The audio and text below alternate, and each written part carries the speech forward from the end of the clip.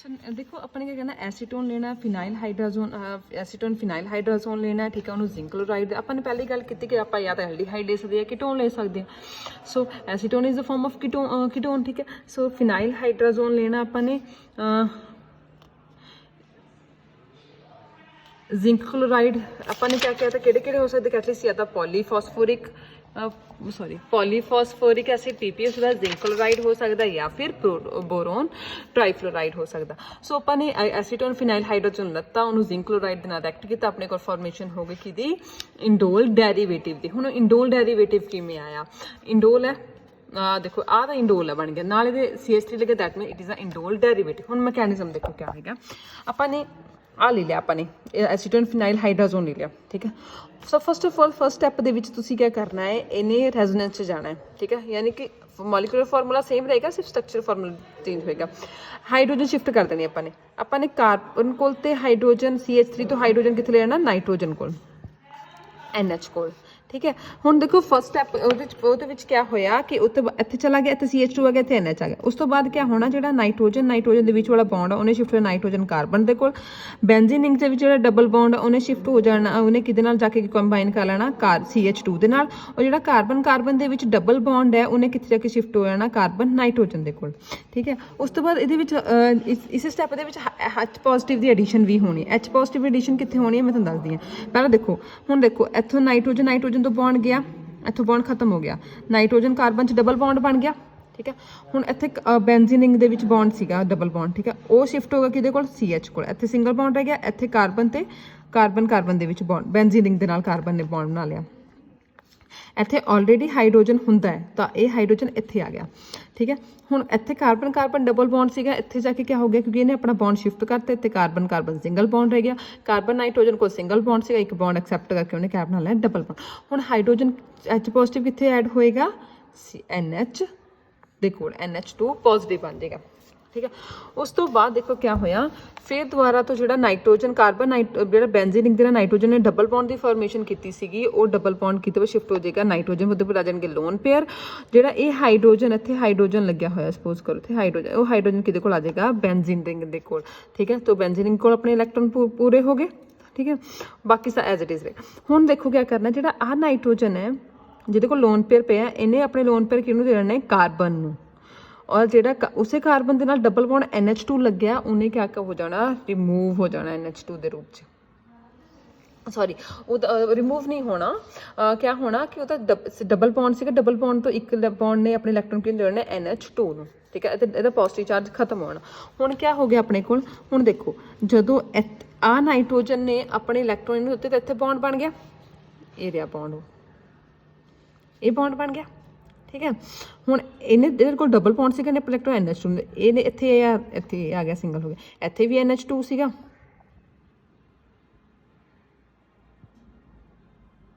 हाँ। जिहड़े hydrogen remove किया, ये रिमूव नहीं किया, ये इत्थे नाइट्रोजन दे नाल आ गया NH2, ठीक है। NH2 हो गया। हुण क्या करना, जिहड़ा कार्बन दे कोल इत्थे CH2 है, उन्होंने अपन ओपन करके लिखा, उदा एक हाइड्रोजन ने अपने इलैक्ट्रॉन कार्बन सिंगल बॉन्ड देते डबल बॉन्ड बनाता, NH2 रिमूव हो गया।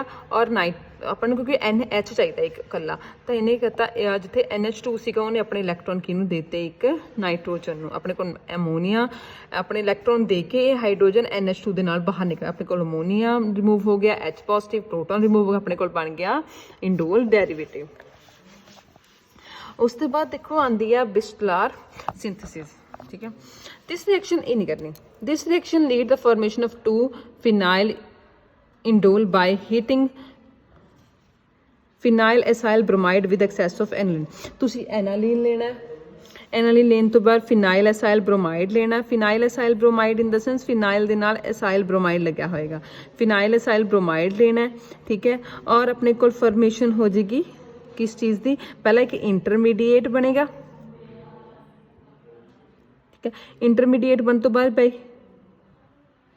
ठीक है। एक अपने को इन्होंने दोनों ने कंडेंस आप दोनों ज्वाइन करता, ज्वाइन करने तो बाद HBr क्या हो गया रिमूव, ਇੱਥੇ ਤੋਂ ਬ੍ਰੋਮਿਨ ਇੱਥੇ ਤੱਕ ਹਾਈਡਰੋਜਨ, HBr ਰਿਮੂਵ, ਇੱਥੇ NH ਰਹਿ ਗਿਆ, ANH ਨੇ ਇਹਦੇ ਨਾਲ ਕੰਬਾਈਨ ਹੋਣਾ ਕਾਰਬਨ ਦੇ ਨਾਲ, ਸੋ ਆਪਣੇ ਕੋਲ HBr क्या हो गया ਰਿਮੂਵ ਹੋ ਗਿਆ।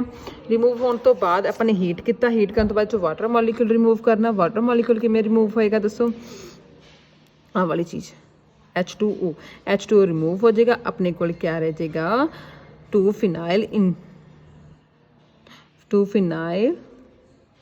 इंडोल, बस ठीक है। ਹੁਣ ਦੇਖੋ ਇੰਡੋਲ ਦੀਆਂ properties, physical properties of ਇੰਡੋਲ।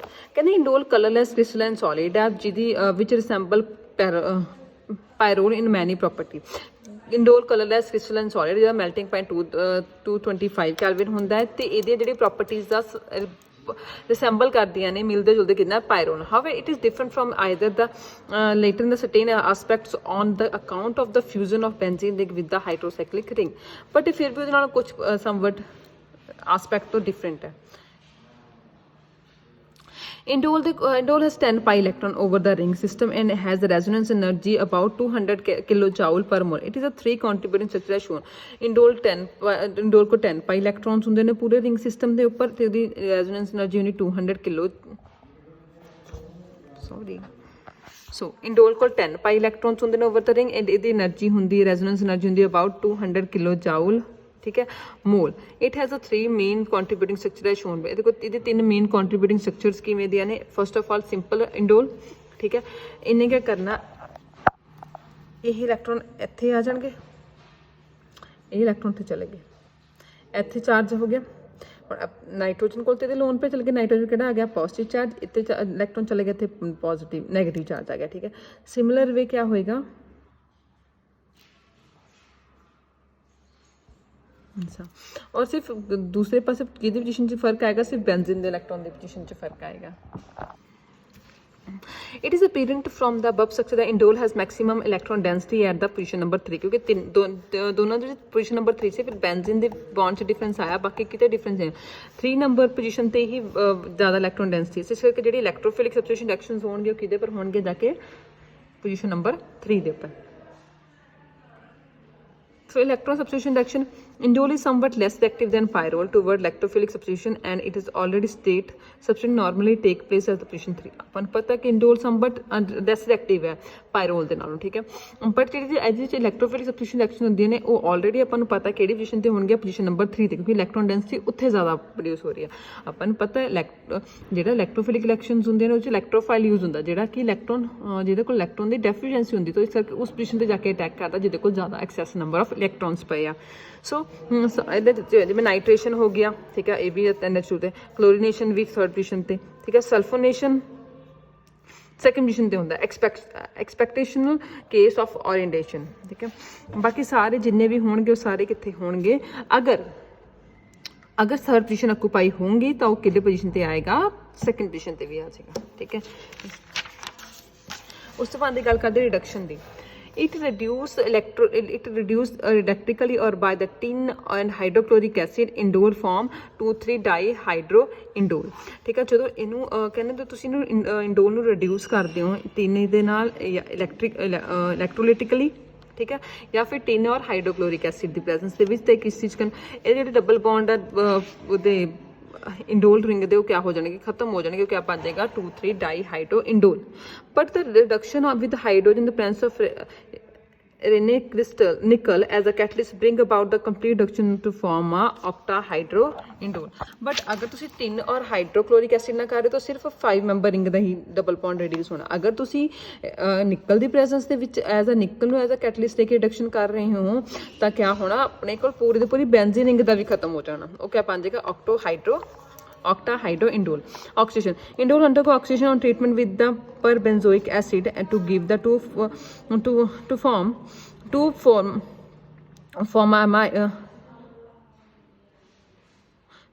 amido benzaldehyde, ठीक है। इंडोल ले लिया अपन ने, इनू पर बेंजोइक एसिड का फार्मूला सब नू पता है, C6H5CO बेंजोइक एसिड आ हुंदा है COOH, it is a benzoic acid. But पर बेंजोइक एसिड ਇਹਦੇ ਵਿੱਚ ਇੱਕ ਐਕਸਟਰਾ ਆਕਸੀਜਨ ਆਣਾ, ਗਲਤ ਲਿਖਿਆ, ਇੱਕ ਐਕਸਟਰਾ ਆਕਸੀਜਨ ਹੁੰਦਾ। ਸੋ ਆਪਣੇ ਕੋਲ ਫਾਰਮੇਸ਼ਨ ਹੋ ਗਈ 2 pharma ਅਮਾਈਡੋ ਬੈਂਜ਼ਲਡੀਹਾਈਡ। demerization when treated with the hydrogen chloride in the aperiodic solvent ਮੈਂ ਤੁਹਾਨੂੰ ਪੜਾਇਆ ਹੋਇਆ ਕਿਆ ਹੁੰਦੇ ਨੇ aperiodic solvents ਉਹ ਵਾਲੇ solvent ਜਿਹੜਿਆਂ ਦੇ ਵਿੱਚ ਪ੍ਰੋਟੋਨ ਨਹੀਂ ਜਿਹੜੇ ਪ੍ਰੋਟੋਨ ਨਹੀਂ ਦਿੰਦੇ ਈਜ਼ੀਲੀ ਪ੍ਰੋਟੋਨ ਨੂੰ ਨਹੀਂ ਦਿੰਦੇ ਠੀਕ ਹੈ ਜਿਹਦੇ ਵਿੱਚ ਪ੍ਰੋਟੋਨ ਦੀ ਰਿਮੂਵਲ ਨਹੀਂ ਹੁੰਦੀ ਇੰਡੋਲ ਫਾਰਮ ਹੈ ਡਾਈਮਰ ਇੰਡੋਲ ਨੂੰ ਜਦੋਂ ਤੁਸੀਂ ਹਾਈਡਰੋਕਲੋਰਿਕ ਐਸਿਡ ਦੇ ਨਾਲ ਐਕਟ ਕਰੋਗੇ ਇਨ aperiodic solvent ਤਾਂ ਕਿਸ ਚੀਜ਼ ਦੀ ਫਾਰਮੇਸ਼ਨ ਕਰ ਲੇਗਾ ਡਾਈਮਰ ਦੀ ਯਾਨੀ ਕਿ ਦੋ ਯੂਨਿਟਸ ਆਪਸ 'ਚ ਕੰਬਾਈਨ ਹੋ ਜਾਣਗੀਆਂ ਪਰ ਦੋਨੋਂ ਕੰਬਾਈਨ 5 ਮੈਂਬਰ ਰਿੰਗ ਤੋਂ ਹੋਣਗੇ 6 ਮੈਂਬਰ ਰਿੰਗ ਤੋਂ ਨਹੀਂ ਬੈਂਜ਼ੀਨ ਰਿੰਗ ਤੋਂ ਨਹੀਂ ਹੋਣਗੇ ठीक है एसिडिक करैक्टर देख लो due to slightly acidic nature of the indole nitrogen hydrogen is abstract as a proton by n butyl lithium the lithium derivative this form can use to synthesis of indole n carboxylic acid पहला indole लेना है उन्होंने lithium n butyl lithium ਦੇ ਨਾਲ react ਕਰਨਾ ਹੈ CH3 CH2 CH2 CH2 Li ਦੇ ਨਾਲ ਉਹਦੇ ਵਿੱਚ ਉਹਦੇ ਨਾਲ ਕੀ ਹੋਏਗਾ ਕਿ ਆਪਣੇ ਕੋਲ